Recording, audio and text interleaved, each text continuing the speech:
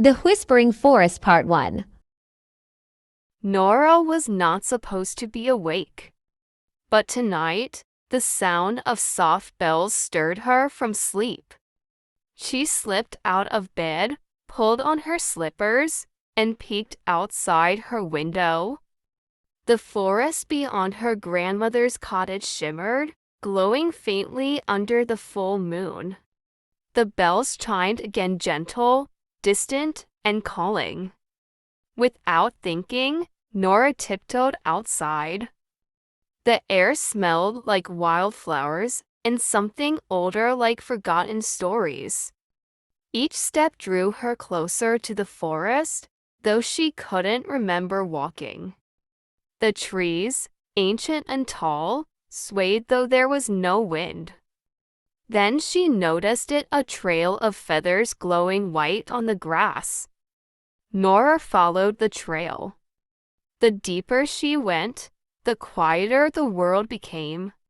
No owls, no rustling, just the soft chime of a bell and her heartbeat. She passed trees marked with faint symbols, stars, keys, and eyes. One tree had a face. It was subtle, almost hidden in the bark, but it was watching her. The trail ended suddenly, splitting into two paths. One was lined with feathers, like before. The other was made of smooth, dark stones. A whisper brushed her ear, "Choose wisely, child." She turned, but no one was there. She hesitated, then stepped onto the feathered path. It felt warm beneath her feet. The path curved through a thicket of trees that shimmered with silver leaves. Strange lights flickered in the corners of her vision, but vanished when she turned. Then she saw a door, standing alone in a clearing. Old, wooden, with no frame or walls, just a single door. Her name was carved into it. She reached out and touched the doorknob. It was cold. The forest went silent. Then, a whisper, "Are you sure?" The knob twisted on its own. The door creaked open just a little and golden light poured out. Nora stepped forward, her heart pounding. Behind her, the forest seemed to hold its breath. On the other side of the door was not what she expected. It was a hallway. Endless, floating in darkness. The floor was made of clouds. The walls were mirrors. Each one showed a different version of her, some older, some scared, some smiling. She walked forward, and the mirrors began to hum.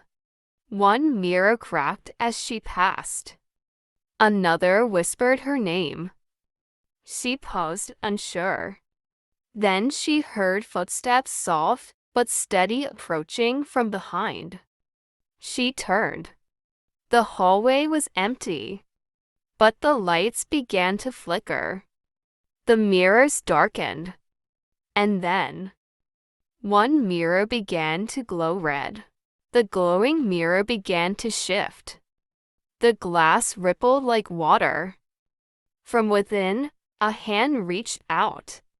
It looked like hers, but it was wrong.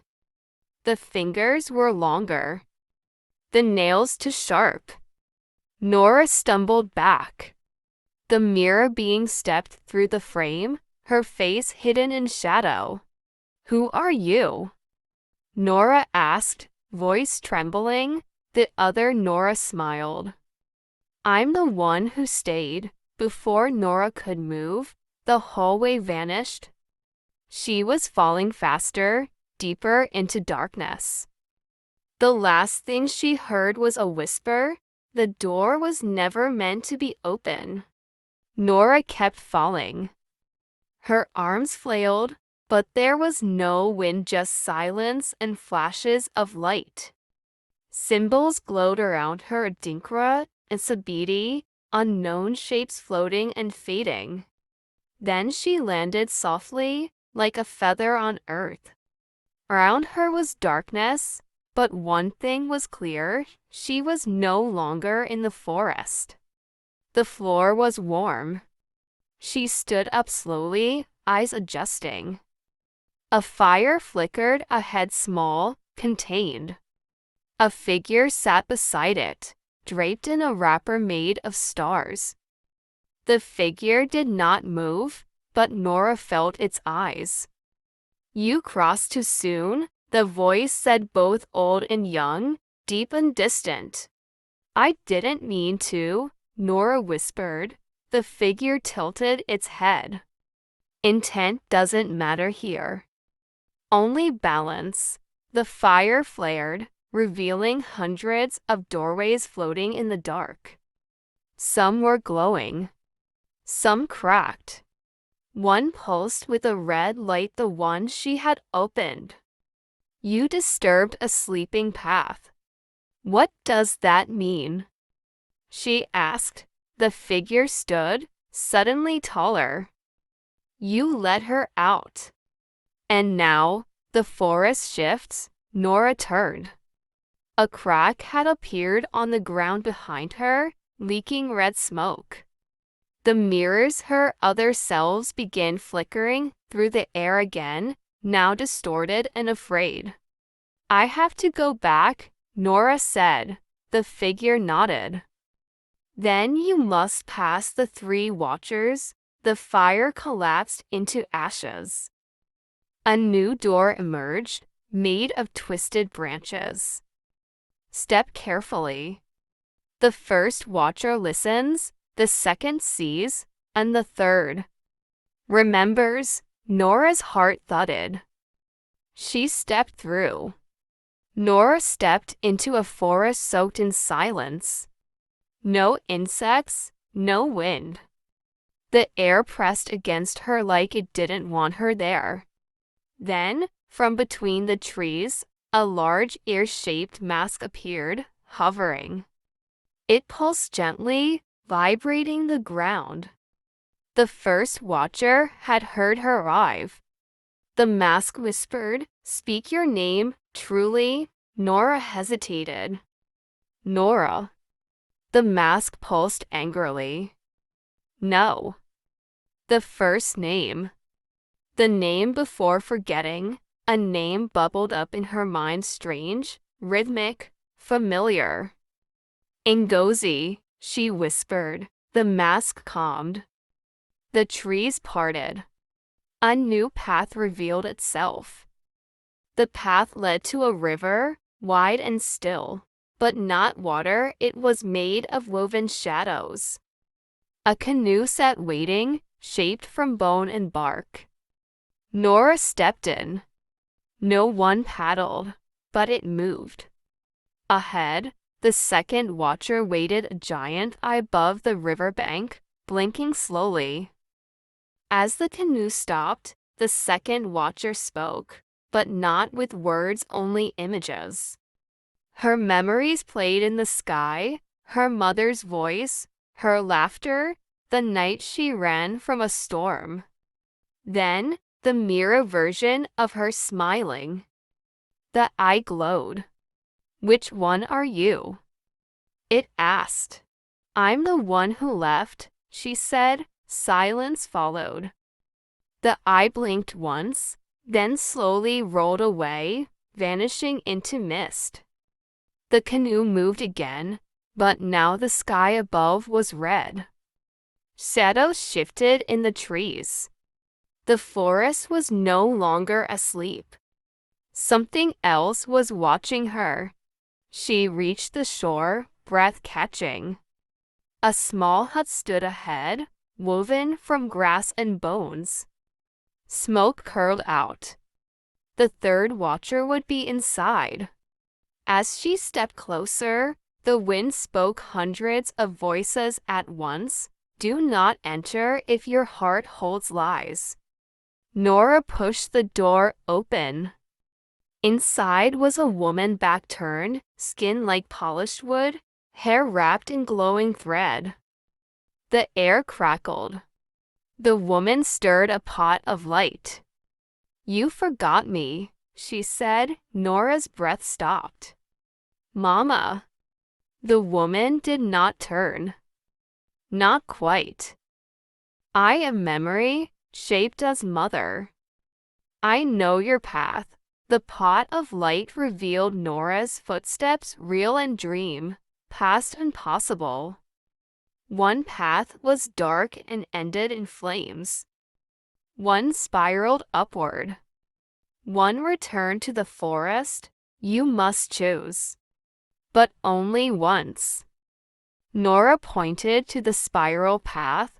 The woman nodded and blew into the pot.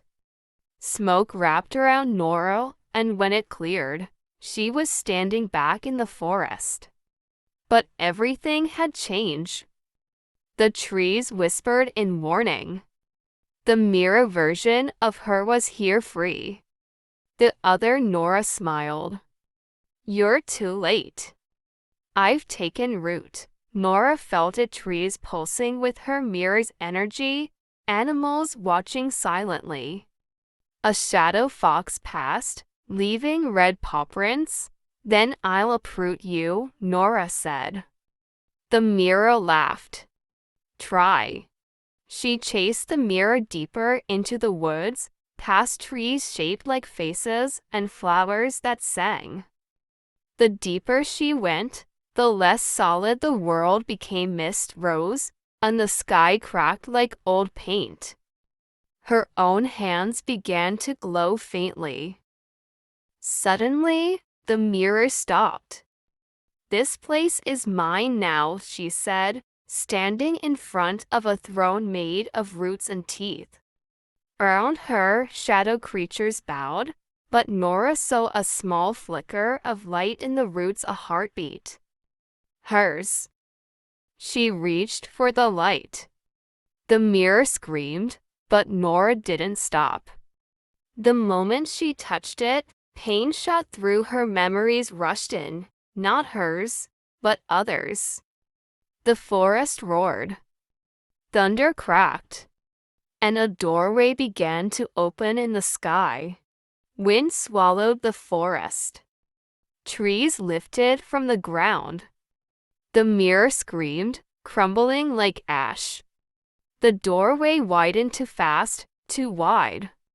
Nora was being pulled into it again. But this time, not alone. Something ancient was coming through. She turned midair, eyes wide. The creature, massive, formless, burning with light and shadow, emerged from the crack above. A voice, deeper than time, spoke one word: remember. Then everything shattered into white. Subscribe for part 2.